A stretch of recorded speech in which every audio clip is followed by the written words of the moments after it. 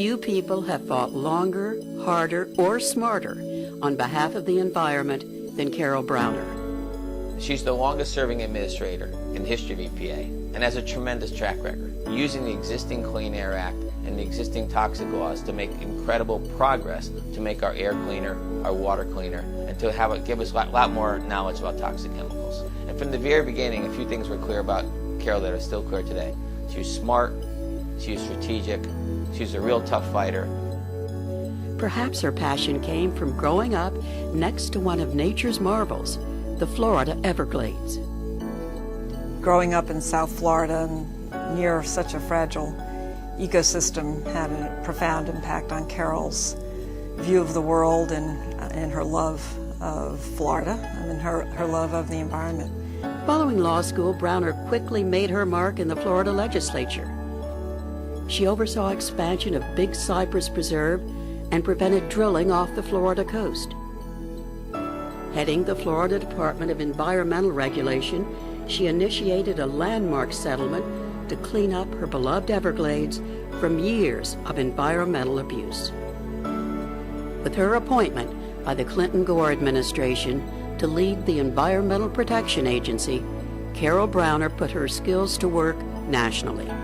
Well, Carol is an incredibly persistent and dedicated person, and she leaves no stone unturned, and she's constantly alert to problems, threats, dangers that might have the effect of undoing this ongoing effort to protect the environment. She left an impressive record of achievement.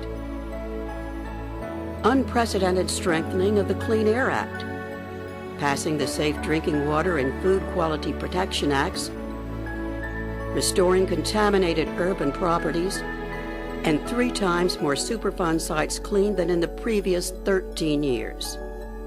Well, I see her career as an arc of achievement, and of course what she has been able to accomplish, pushing the effectiveness of protection for clean air and clean water, and in dealing with the full range of environmental threats that our modern industrial society requires us to pay attention to. We worked together. We worked together again in 2008 when Carol was tapped by the Obama administration to lead the newly formed White House Office of Energy and Climate Change Policy. What a difficult job, but she took it on. I've always been so impressed with Carol's ability to bring all parties together to address major environmental problems. She brought all her skills to bear when the disastrous oil spill struck the Gulf of Mexico. And in the case of the oil spill, even before it became the cataclysm that it was, she talked about what a catastrophe this was going to turn out to be before it actually occurred. All during that spill, I would say that every single day until the well was finally capped, and even after, she worked at least 14 hours a day. Well, she was the one with the idea for the $20 billion fund.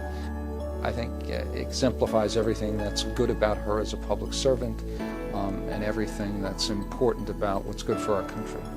When you first see her and talk to her, you don't know that she has this vast amount of knowledge, and she kind of sucks you in.